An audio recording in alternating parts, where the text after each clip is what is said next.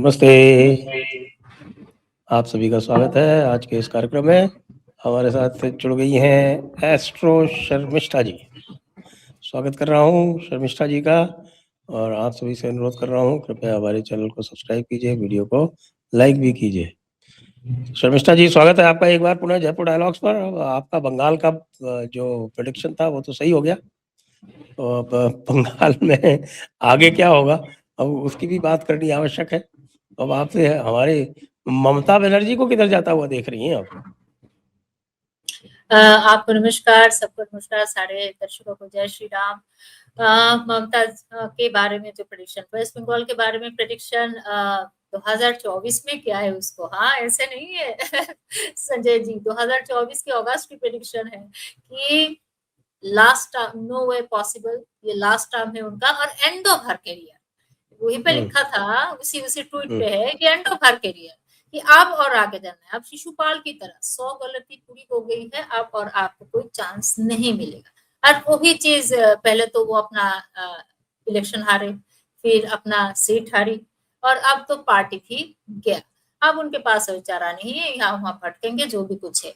पर अब बंगाल का क्या होगा, ये मैंने आपको पहले भी जब एक बार हम बात कर रहे थे, ये कहा कि बीजेपी जीत के आए, कोई फर्क नहीं पड़ेगा उसमें कि 2027-28 तक बंगाल में राजकता जो है वो छाई गई, उसमें मुझे कोई चेंजेस नहीं दिखता है। क्योंकि इसके लिए मैं एस्ट्रोलॉजिकल बात करूंगी, जब जब शनि मेष राशि में जाता है ना, बंगाल का हाल बड़ा खराब हो जाता है। 1971 में गया तो हमें पता है कि वो ईस्ट बंगाल जो था क्या हुआ, वो टुकड़ा एक टुकड़ा अलग हो गए। और फिर बंगाल रीजन में भी 71 में परेशानी में था, 71 में शनि मेष राशि में थे, तो बंगाल में सारे रिफ्यूजी आ रहे थे, वहां का हाल और खराब था, उनका इकोनॉमी खराब हो गया, उनका लॉ एंड ऑर्डर सिस्टम बेकार हो गया था। फिर 1998 में तब ये ममता बनर्जी ने वहां पे इतना आंदोलन छिड़ा था, इतना आंदोलन छिड़ा था, बहुत बुरा हाल था, बहुत अनर्की, बहुत मतलब सीपीएम के साथ इतना रोड क्लैश, इतनी स्ट्राइक्स, डेली स्ट्राइक, बहुत बुरा हाल था। तब जाके 1998 में 1 जनवरी में उन्होंने क्या उसका नाम, तृणमूल का उन्होंने फाउंडेशन किया है कि हाँ भाई आपसे तृणमूल। अब सब 2027 में फिर से राहु मेष राशि में शनि जाने वाले हैं, है ना, वो तो वहां 2.5 साल रहेंगे, तो दोनों बंगाल का हाल बहुत खराब होने वाला है। तो अगला 2 साल नहीं बोलूंगी, 27 और 28, अभी तो जैसे तैसे फिर भी ठीक है। ये मुझे नहीं लगता है कि बंगाल का जो अराजकता कुछ ढंग से मतलब कुछ सेटल डाउन होने वाली है। बीच बीच में ये सब परेशानी, काफी अच्छी परेशानी चलती रहेगी। प्लस उस बंगाल में भी बहुत खराब हाल अभी शुरू ही होने वाला है। अभी तो अगला साल जाएगा शनि मेष राशि में, अभी तो बाकी है।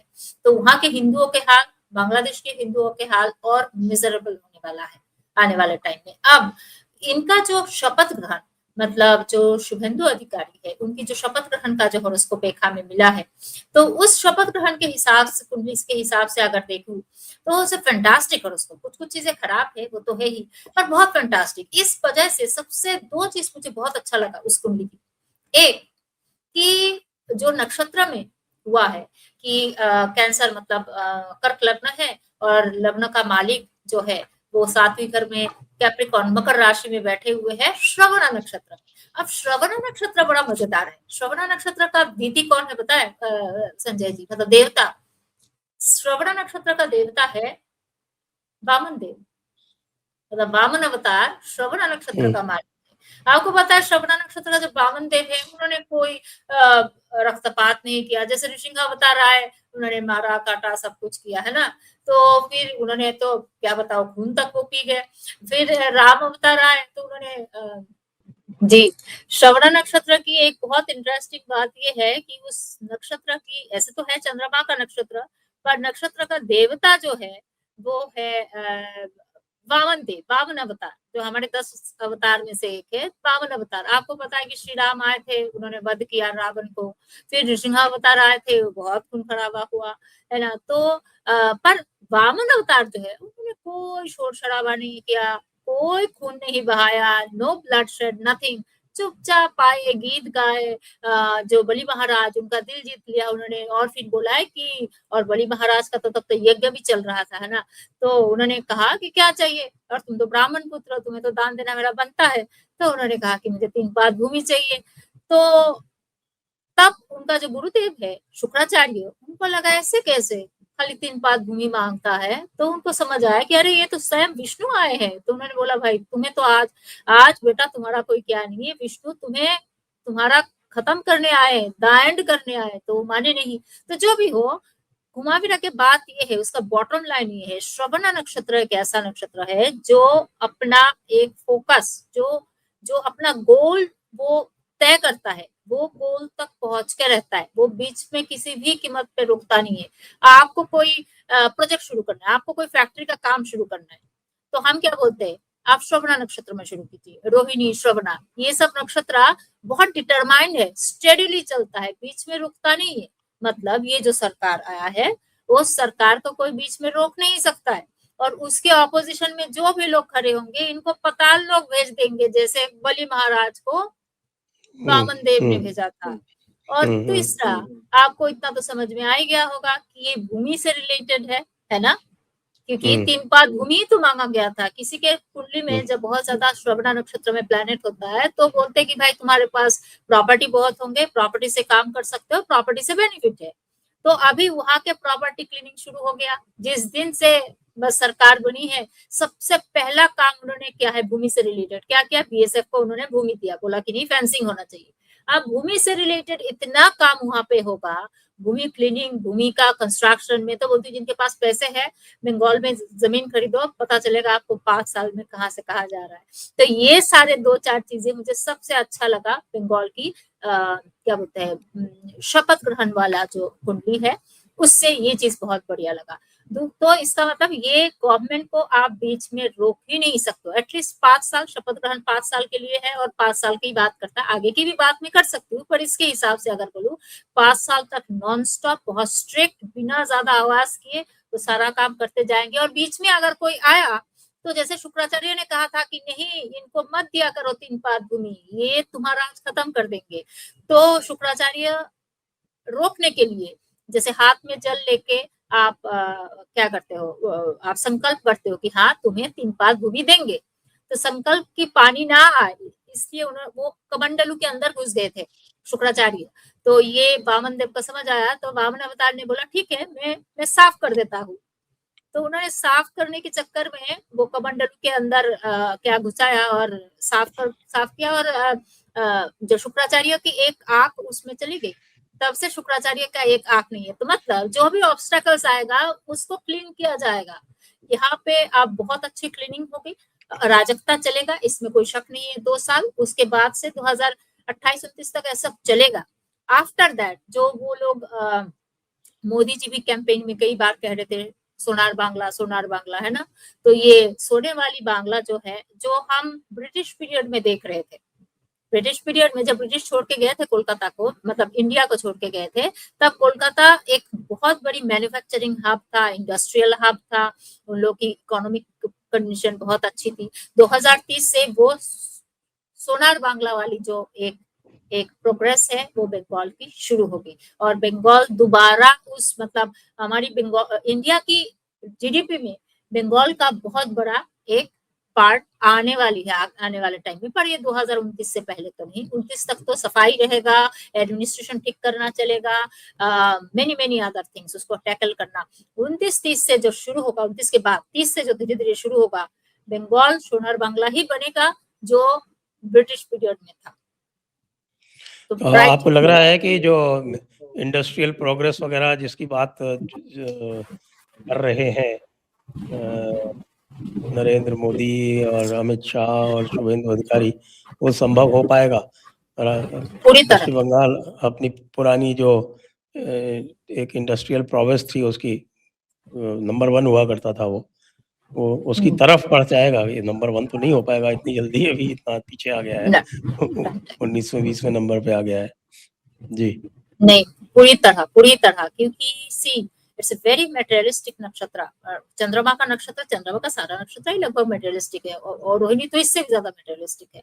पर ये जो श्रवणा है, श्रवणा कहता ही है कि 5 साल में मैं तो ट्वीट कर चुकी हूँ ये, वो मतलब शपथ ग्रहण वाला कुंडली देखा, देख के यही ट्वीट किया कि सोनार बांग्ला लोडिंग, हाँ टाइम लगेगा, 2030 से विजिबल होगा। अभी क्लीनिंग इतना चाहिए, एडमिनिस्ट्रेटिव क्लीनिंग चाहिए, पता नहीं क्या क्या, बहुत सारा चीज है। लोग तो वही है ना, आप भलाई जीत के आके है गवर्नमेंट, पर लोग तो वहां का वही है जो तृणमूल के टाइम में थे। वहां का इतना सीपीएम तृणमूल 55 साल बाद जाके कोई मतलब डबल इंजन का सरकार बना बंगाल में।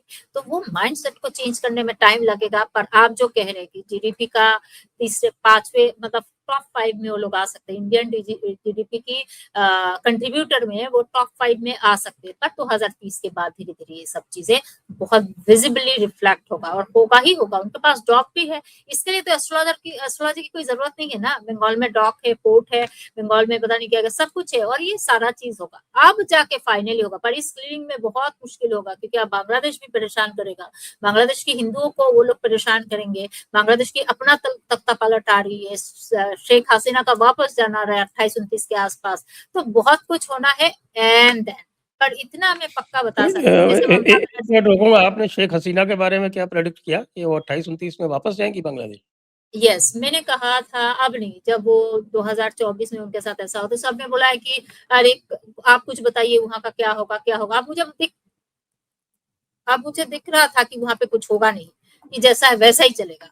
तो फाइनली मैंने कहा कि बांग्लादेश के हिंदुओं को कुछ नहीं होने वाला है, जैसे है वैसे ही रहेंगे। आने वाले हर एक साल में उनका हाल और खराब होगा, और कोई कंट्री, फॉरगेट इंडिया, कोई कंट्री सामने नहीं आएगा इनको बचाने या फिर उनके लिए कुछ करने के लिए। तो सब बड़े अपसेट हो गए सुन के। और फिर तभी मैंने कहा कि शेख हसीना जो है 27 की एंडिंग या 27 एंडिंग 28 की स्टार्टिंग, उस टाइम में शेख हसीना वापस जाएंगे, उनके ही अपने लोग उनको जगा करके रास्ता बना के देंगे, वो वापस जाएंगे। फिर इलेक्शन होगा, इलेक्शन में उनकी पार्टी जीतेगी, आवामी लीग। अब आवामी लीग से वो बनेंगे कि उनका बेटा की कोई और, वो मुझे नहीं पता, क्योंकि उनका तो एज भी हो गया है, क्योंकि वो बोलना बड़ा मुश्किल है इतनी जल्दी। तो वो तो डिपेंड करता है कब इलेक्शन हो रहा है, तब फाइनली चीजें ठीक होगा। तो Sheikh Hasina is going back definitely, इसमें तो कोई शक नहीं है। पर अभी नहीं, इस साल तो नहीं, आने वाले time she is going back.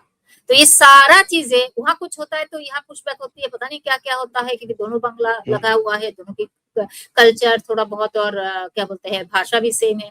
तो ये सब 2029 में दफा रफा होगा, तब जाके यहाँ के बंगाल में दिखेगा। तो आज के टाइम में जिनके पास पैसे हैं, जो बंगाल में रहते हैं या नहीं रहते हैं, जिनकी काम ही है खाली प्रॉपर्टी में पैसे लगाना, तो जाइए बंगाल में पैसे लगाइए, और आप 28-29 के आसपास बाद आप लोग मेरे लिए भगवान से आशीर्वाद मांगेंगे कि चलो, बोला था उसने, हमारी जमीन सोना जैसा हो गया। तो ये भी बताएं कि जो बंगाल में ये जो नया फेज शुरू हुआ है, ये कितना लंबा चलेगा? क्योंकि बंगाल में हम टिपिकली देखते हैं कि एक सरकार आती है तो बहुत लंबी चलती है, तो ये वाली सरकार कितनी लंबी चलेगी, आपको क्या दिख रहा है अभी? देखो, ये वाली सरकार की बात तो खाली 5 साल तक ही बोल सकते हैं, पर मुझे जितना समझ आ रहा है कि बंगाल की कुंडली और वेस्ट बंगाल की कुंडली और भारत की कुंडली दोनों सेम है, क्योंकि सेम टाइम में दोनों हुए थे। जैसे उत्तर प्रदेश 1950 में गठित हुआ था, है ना। अलग अलग प्रदेश अलग अलग जगह पे हुए थे। चेन्नई तो और भी बाद में है ना। चेन्नई पहले शायद मैसूर प्रदेश या ऐसा कुछ थे, मेरे ख्याल से ऐसा ही कुछ थे। सो जो बंगाल है, वो तो मद्रास स्टेट था, जिसमें आज का जो आंध्र प्रदेश है वो भी था पूरा, और मलाबार का भी एरिया था। मद्रास प्रेसिडेंसी हुआ करती थी वो, मद्रास जी प्रोविंस। जी जी, जी। तो वो कर्नाटका सब का तो भी थोड़ा बाद बाद पार्ट में। था उसके अंदर। ओह अच्छा अच्छा। तो ये जो है बंगाल, जो है बंगाल में कुछ नहीं हुआ, बंगाल दोनों एक साथ ही हुए। कब?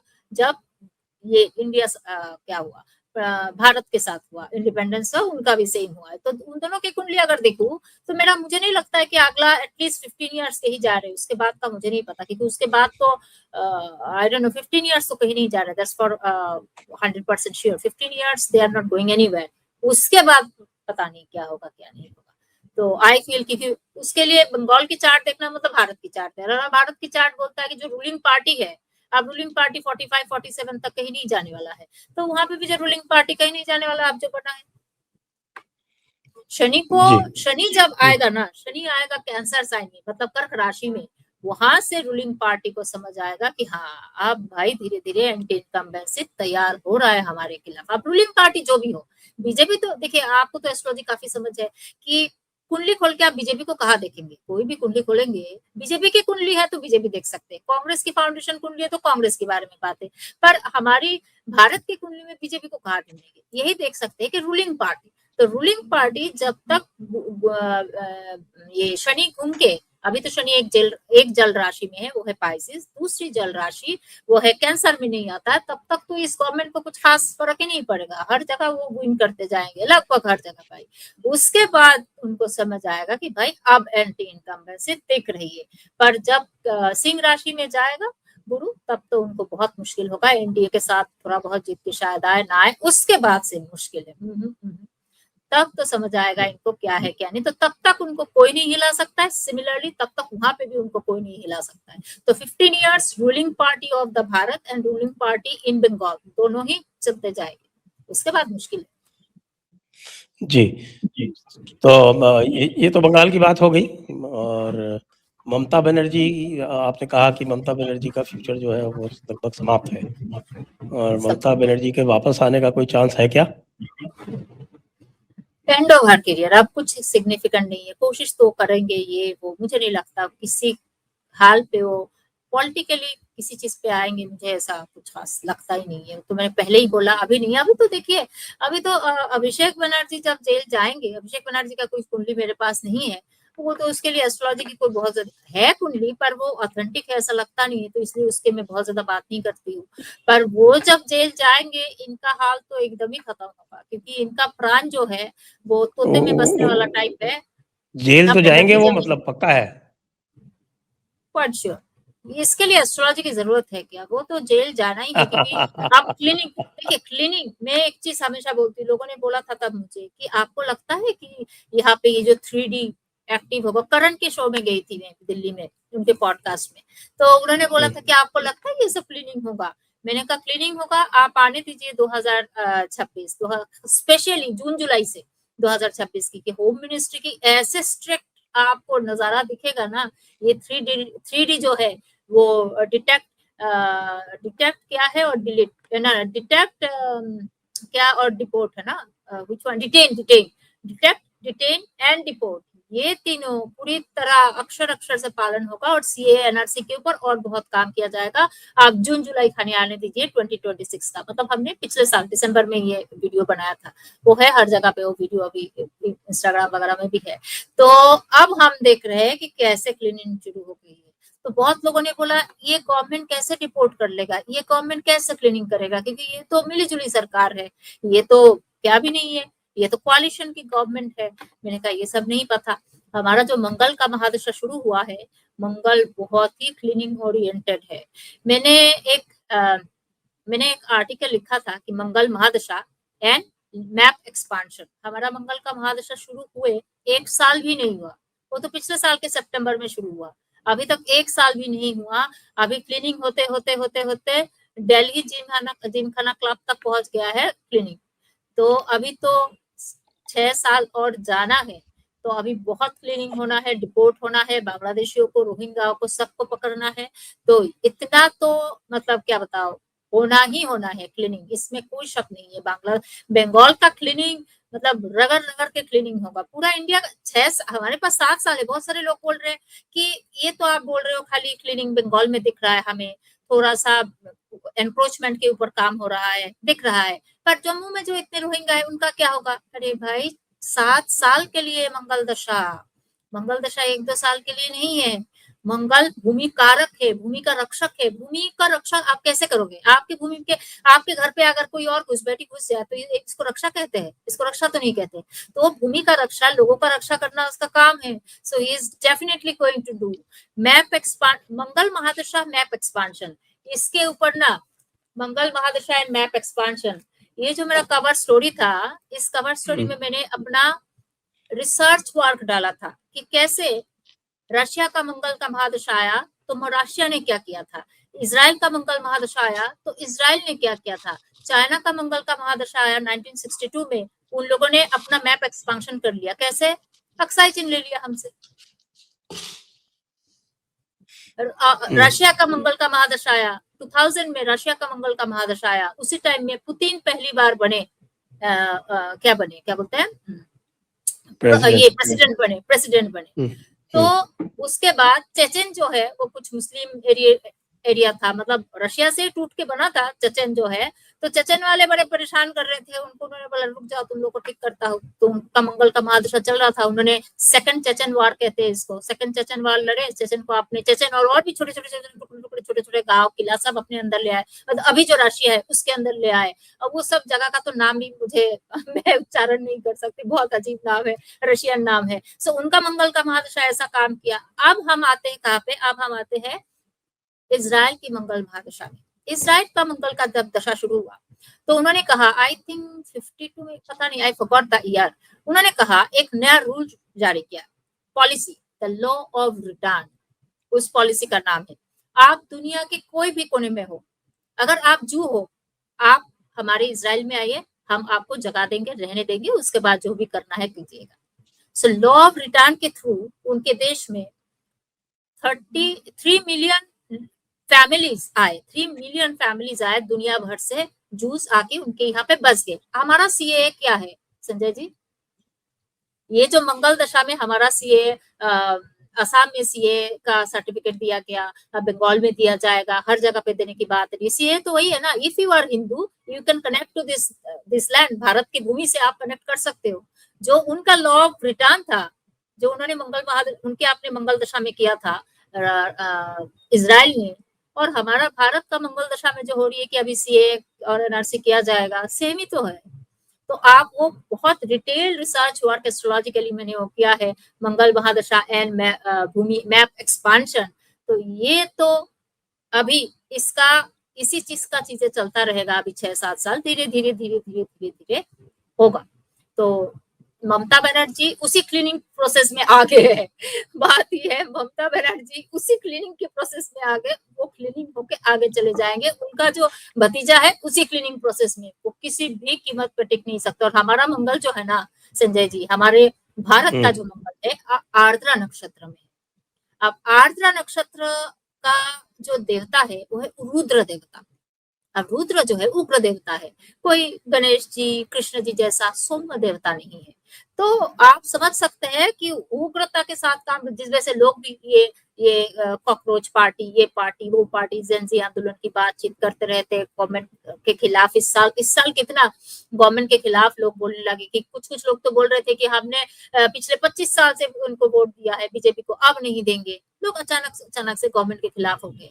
तो आर्द्रा नक्षत्र वाला मंगल है, जहां गड़बड़ दिखेगा बात तो करेगा और क्लीनिंग करेगा। आर्द्रा नक्षत्र is very wild, very very wild, क्योंकि वही रुद्र जिसका देवता है, जिस नक्षत्र का, ऊपर से मंगल भी उग्र है।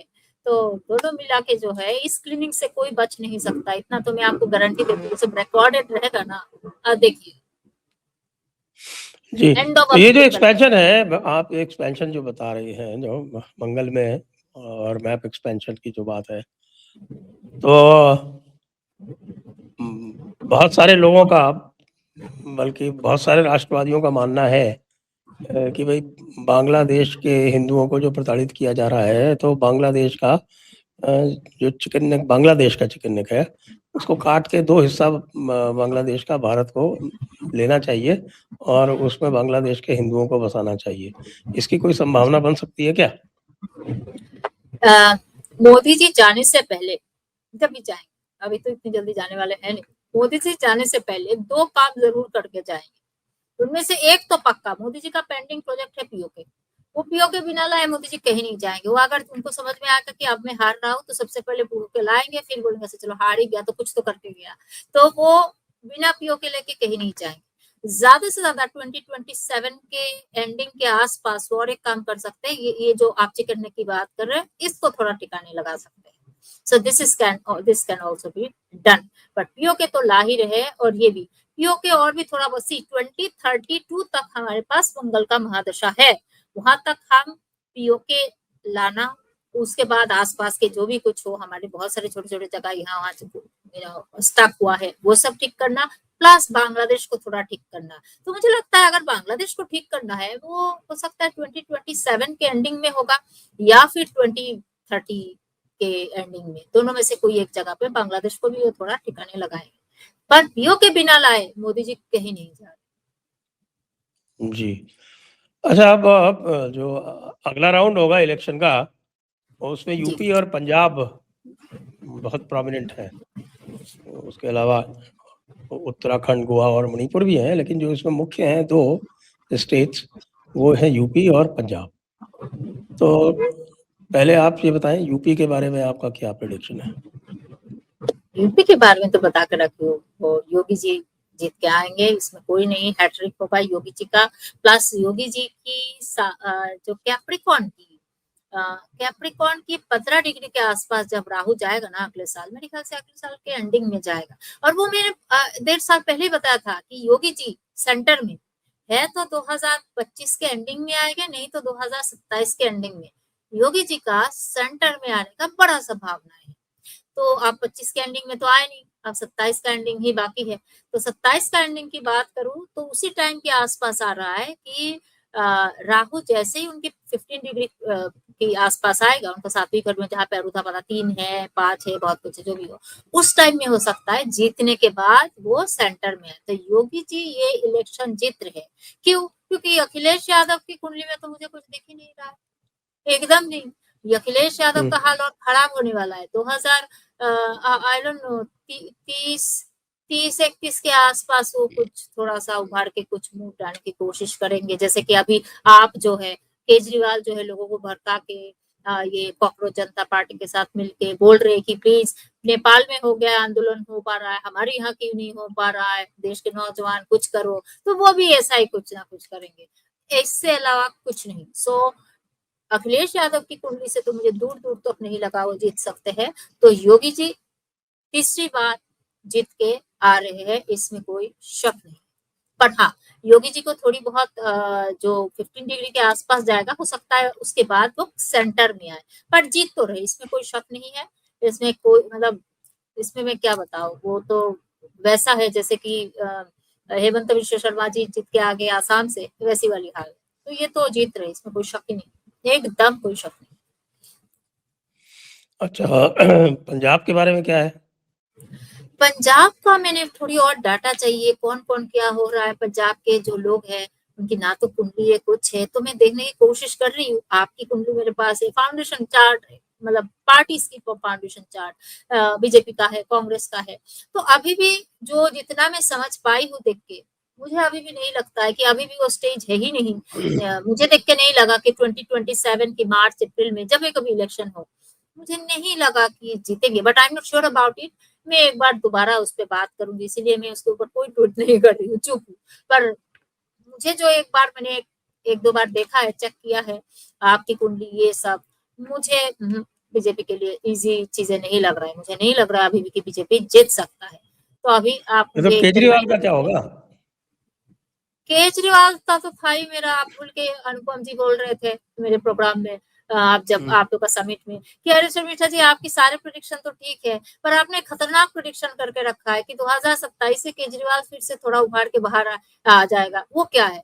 मैंने कहा अरे वो थोड़ी कोई नेशनल पॉलिटिक्स में आएगा, वो थोड़ा बहुत जो है क्या बोलते हैं, थोड़ा बहुत जो लोकल पॉलिटिक्स है, स्टेट पॉलिटिक्स है, उसमें कुछ करेंगे। तो हो सकता है उस पंजाब की इलेक्शन में वो थोड़ी बहुत अपना फेस बनाएंगे, कुछ करेंगे। तो अभी भी मुझे लगता है पंजाब का इलेक्शन आप जीत सकता है। अभी जिस हाल पे मैंने देखा है एक दो बार, मुझे लगा आप जीत सकते हैं। अब आगे पता चलेगा क्या है। मुझे 1-1.5 महीना दीजिए, फिर मैं उसमें और थोड़ा क्या, इलेक्शन तो बहुत टाइम है अभी भी ना, more than 6 months, I think 9-10 months. हाँ, वो तो नेक्स्ट ईयर फरवरी मार्च में होगा। अभी जो अगर मुझे पूछेंगे तो मैं बोलूंगी बीजेपी नहीं जीत रही है, आप जीत रही है, उल्टा ये लग रहा है मुझे। तो अभी तो मैं आराम से देखूं, फिर बात करें। हाँ, अभी तो बीजेपी के लीडर्स अभी भी उन्होंने चेंज किया है, और शायद वो बिट्टू जी भी पंजाब वापस जा रहे हैं, तो ये क्लैरिटी तो अभी आनी वापस है। मान लीजिए ये बिट्टू को सीएम फेस बना दिया तो फिर बिट्टू की कुंडली देखनी पड़ेगी। तो कौन, मैं तो पहली बार नाम सुन रही हूँ।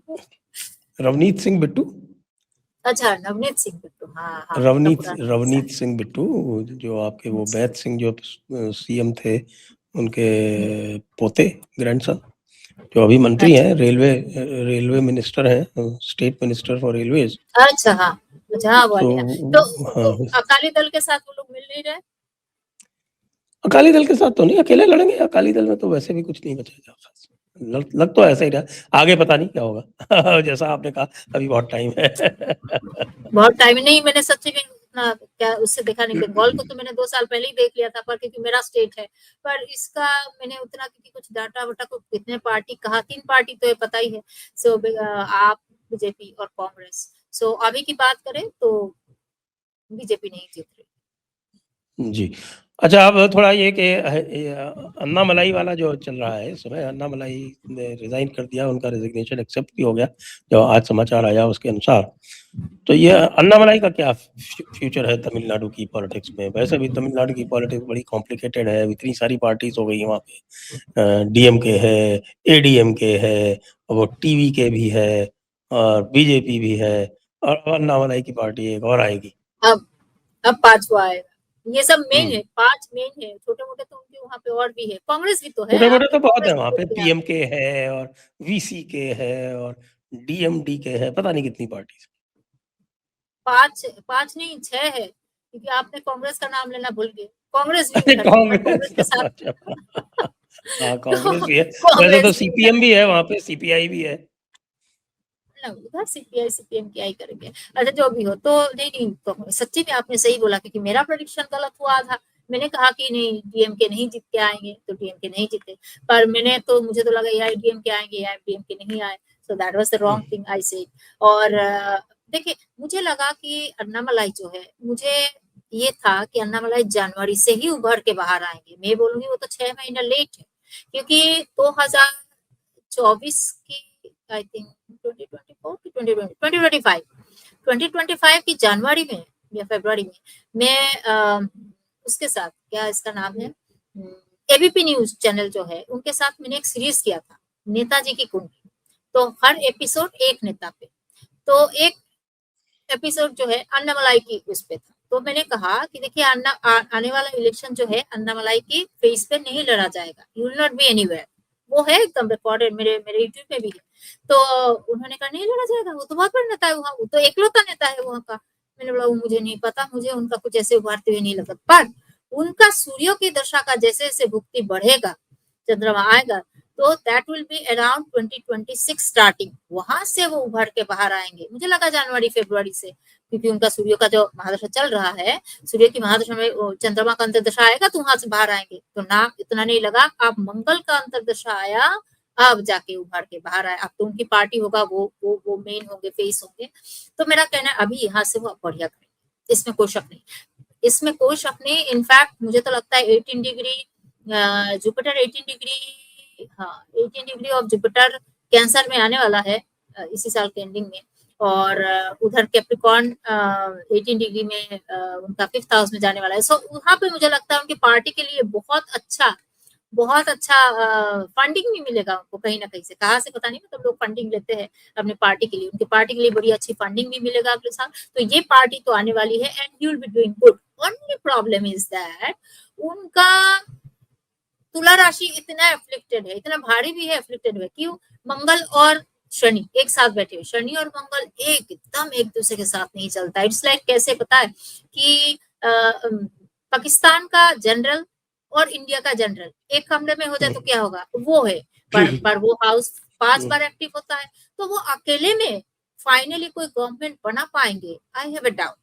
अच्छा करेंगे, अच्छा पार्टी वो रूट लेवल से पार्टी लाएंगे, मतलब पार्टी को बिल्ड अप करेंगे, अपना सब कुछ करेंगे, दैट इज ओके, आइडियोलॉजिकली सब ठीक ठाक करेंगे।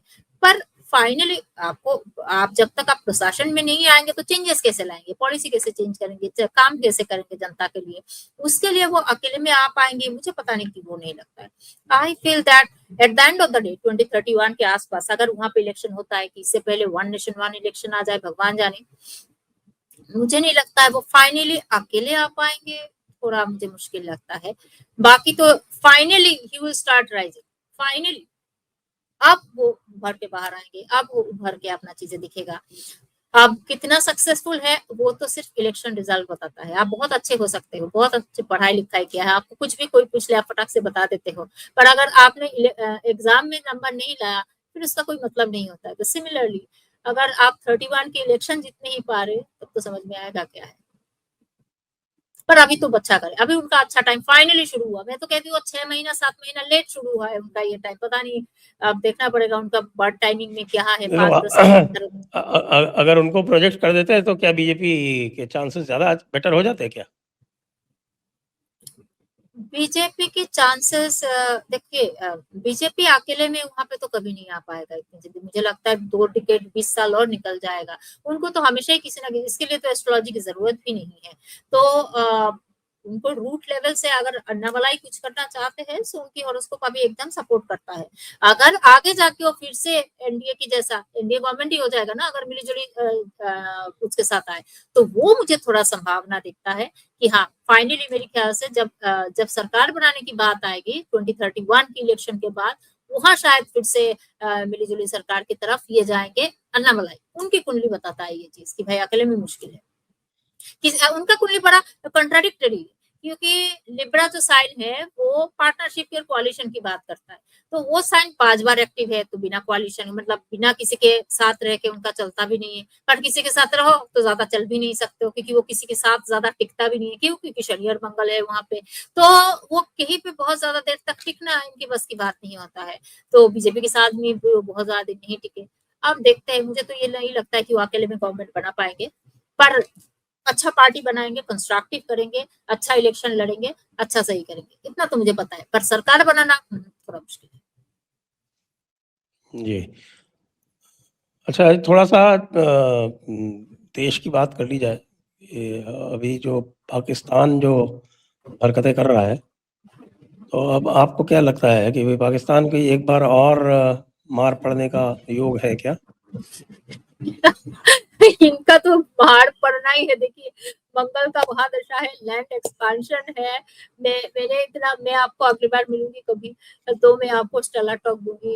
It's a very detailed research work है हर एक कंट्री के ऊपर, तब आपको यकीन हो जाएगा कि भाई हमारा इंडिया, अरे आपको पता है मंगल का छोटा सा एक पीरियड है। महादशा तो खत्म हो गया था 1962 में उसका चाइना का, जब उन्होंने अपना भूमि एक्सपांशन कर दिया। कैसे? हमारा अक्साई चीन हड़प लिया उन्होंने। अच्छा, अब उनका एक अंतरदशा आया था, छोटा सा टाइम। उनका कैसे उनको भूमि मिला देखिए। 1998 में चार्ल्स गए चाइना, जाके बोले कि हांगकांग तुम्हारा भूमि तुम वापस ले लो। थोड़ा सा टर्म्स एंड कंडीशन के साथ दिया, पर दिया ना। आज हांगकांग चाइना के अंडर में है कि नहीं? उनको उनका भूमि वापस मिला। उनका मंगल का सब पीरियड शुरू हुआ था, थोड़ा सा बड़ा सब पीरियड शुरू हुआ, उनको उनका भूमि मिला। अरे इट्स वेरी इंटरेस्टिंग थिंग। तो हमें तो हमारा पीओके मिलना है, और बिना बिना तमाचा हमारे तो नहीं आएगा उनको। और एक बार थप्पड़ खाने का टाइम है। मेरा कहना है कि 2027 के एंडिंग में तो आने की बड़ी चांसेस है। ये पीओके वहां तक तो आ जाना चाहिए मैक्सिमम। ये तो कब से 2 साल से कह रही हूँ कि भाई इधर 2025 और 2027 यही टाइम होगा पीओके लाने का। हो सकता है थोड़ा सा पार्ट पीओके का लाए, और यहाँ नहीं हो तो 2030 से 2032 वहां तो फुल फ्लेजेड एक कुछ होना ही है। वहां एक फुल फ्लेजेड कुछ होना ही है 2030 टू 2032। हो सकता है 2029 से हल्का हल्का शुरू हो जाएगा। तो वहां तो मतलब पाकिस्तान का वहां टुकड़ा होना है। हम हमारा छोड़ दीजिए आप, 2030 से 32 पाकिस्तान का टुकड़ा होना है। तो पाकिस्तान को हम नहीं, बहुत कोई मिलके थप्पड़ लगाएंगे पाकिस्तान की। ये आखिरी टाइम है। कहते हैं ना पाकिस्तान अभी थोड़ा बहुत आईसीयू में है, बाहर से दिखा रहे सब कुछ अच्छा है, पाकिस्तान के पास ज्यादा टाइम नहीं है। 2030 आने में कितना टाइम है? पाकिस्तान का टाइम नहीं है, खत्म। पाकिस्तान के पास हमारा जहाँ पे मंगल है ना संजय जी, हमारा मंगल है आर्द्रा नक्षत्र में, वो जो रुद्र जिनका देवता है। पाकिस्तान की कुंडली और हमारी कुंडली लगभग सेम है, आपको पता ही है, एक दिन आगे पीछे है। तो सारे मेजर हाँ। प्लैनेट्स की राशि में बैठे हुए हैं। सिर्फ एक चीज अलग है यहाँ, उनकी राशि और हमारी राशि अलग है। हमारी राशि कर्क है, पुष्य नक्षत्र, उनकी राशि है मिथुन और आर्द्रा नक्षत्र, वही रुद्र देवता है। तो उनका पूरा देश जो है कोई स्थिति नहीं है, मतलब देश में कोई शांति नहीं है, कोई स्टेबिलिटी नहीं है, कोई सरकार टिक नहीं पाता है, कोई पार्टी टिक नहीं पाता है, कुछ भी उनके देश में ठीक नहीं चल रहा है। आर्द्रा पागल पागल हाल है। आर्द्रा नक्षत्र जो है इतना आसान नहीं है उसको काबू पाना। तो आर्द्रा नक्षत्र के वजह से उनके देश में कोई स्टेबिलिटी नहीं है, लोग जाना भी नहीं चाहते, डरते हैं। जब से हमारा आर्द्रा मंगल का महादशा शुरू हुआ है, आप देख रहे हैं कि एक्सीडेंट बढ़ गया है। अभी तो आग लग गया है, परसों इतने सारे देश के सिटीजन्स मरे वहां पे, ऑयल रिफाइनरी में आग लग गया, एयरक्राफ्ट क्रैश हो रहा है। लोग जनता गवर्नमेंट के खिलाफ आ रहे हैं कि एजुकेशन सिस्टम सही नहीं हो रहा है। ये एक अब कॉकरोच जनता पार्टी कह रहा है हम भी तुम्हारे खिलाफ आएंगे। सो ये अराजकता थोड़ी थोड़ी चलती जाए। क्यों? क्योंकि ये खाली मंगल नहीं है, आर्द्रा वाला मंगल है। तो ये तो थोड़ा थोड़ा चलेगा, पर 2027 में उसके ऊपर काफी अच्छी कंट्रोल आएगी। तो आप जो कह रहे हैं कि पाकिस्तान का क्या होना है, पाकिस्तान का 2030 से 32 तक उनका टुकड़ा होना है, कई टुकड़ा होना है। कितना टुकड़ा मुझे नहीं पता है, पर कई टुकड़ा, मोर देन वन पीस। और हम हो सकता है 2027 के एंडिंग तक हम पीओके का कुछ टुकड़ा पार्ट या कुछ लेंगे, और 30 से 32 तक तो अब जिसको जो चाहे वो ले जाएंगे, ऐसा होगा। पाकिस्तान का भाई किसको कौन क्या लेना है ले लो, तो वो बस एक मैप में एक देश जैसा ही रह जाएगा। ओके। अच्छा, इस समय जो है वो काफी वैश्विक संकट भी चल रहा है, और विशेषकर से आपके तेल के दाम वगैरह और बहुत सारी चीजें जो ये अमेरिका ईरान का युद्ध हो रहा है उसके कारण भारत को भी थोड़ा आर्थिक संकट से गुजरना पड़ रहा है। इससे आप कब देखती हैं, कब तक ये चीजें नॉर्मल होगी? मुझे ये चीज इतनी जल्दी नहीं लगती है नजर नॉर्मल होते हुए। मतलब अगर आप ईरान और इजराइल की बात कर रहे हैं, तब तो वो तो अगला साल। ये मैंने आपके साथ वो पिछले वीडियो में भी बताया था कि अभी इनका कुछ ठीक ठिकाना नहीं होना है। ईरान क्या इजराइल का जो चीज है वो अगले साल जाके ही ठीक होगा। बीच बीच में थोड़ा सा शांति, कुछ दिन कुछ नहीं, फिर से तो कोई पूरी तरह जो एक शांति, ये सेटलमेंट, ये नहीं होना है। पीस ट्रीटी ये वो कुछ नहीं होना है अगले साल के सितंबर तक। ईरान का कुंडली देखो तो उनकी 8th हाउस का दशा जो है, शनि का महादशा शुरू होगा 8th हाउस का, तब जाके उनका 180 डिग्री चेंज आएगा। उनके देश में अभी जो वो इस्लामिक रिपब्लिक ऑफ ईरान है, वो इस्लामिक वाला पार्ट थोड़ा सा लाइट होगा, थोड़ा सा अलग टाइप का गवर्नमेंट बनेगा, उतना कोर हार्डकोर इस्लामिक गवर्नमेंट नहीं बनेगा। तो all this things will be happening next year. अब कोई वहां से तो कुछ शांति नहीं है। तो इससे क्या हो रहा है, चाइना का इकोनॉमी दिन पे दिन और नीचे जा रहा है। इंडियन इकोनॉमी अभी तक कुछ नहीं हो रहा है, पर अगले साल वो धीरे धीरे रिफ्लेक्ट करेगा। ऐसा नहीं है रिफ्लेक्ट नहीं करेगा। अगले साल हमारी, इस साल के एंडिंग से ही मुझे लगता है कि हमारी रुपीस जो है और थोड़ा नीचे जाएगा, और अगले साल जो है रिसेशन जो पूरे देश में वर्ल्ड में चल रहा है, तो हमारे इंडिया में भी वो रिसेशन का भाव देखने लग जाएगा। पर सबसे अच्छी बात यह है, हम बाकी देशों से थोड़ी अच्छा ही करेंगे। बाकी देशों का हाल और थोड़ा गैर गुजरा हो जाएगा, उस हिसाब से हमारी जीडीपी, हमारी ग्रोथ, हमारे नंबर्स बाकियों से थोड़ी अच्छा रहेंगे। पर अगले साल तो वो ज्यादा दिखेगा, इसमें कोई शक नहीं है। अभी तो समझ नहीं आ रहा है, सब कुछ जैसे तैसे चल रहा है।